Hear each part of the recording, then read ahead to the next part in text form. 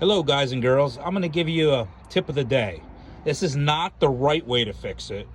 This is definitely the hillbilly way to fix it. But if you got a hillbilly truck or a hillbilly shovelhead and you need to get home, this actually works on a lot of bikes and cars. This is not a permanent solution. I'm going to tell you this 20 more times.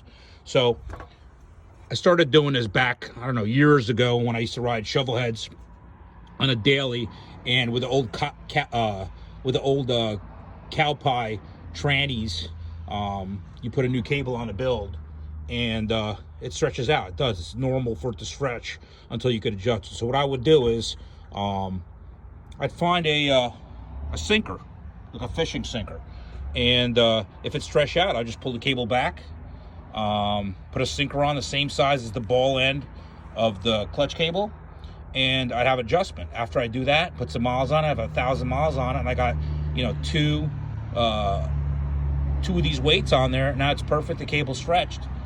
Then I readjust it permanently. I'm not wasting time adjusting it every time I come back, and I have it with me in case I need it.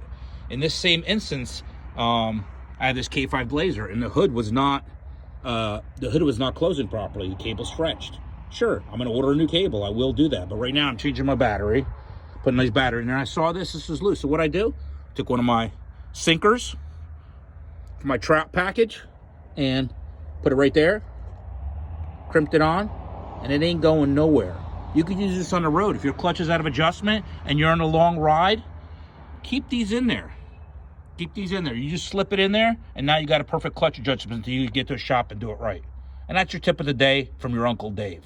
Ride safe.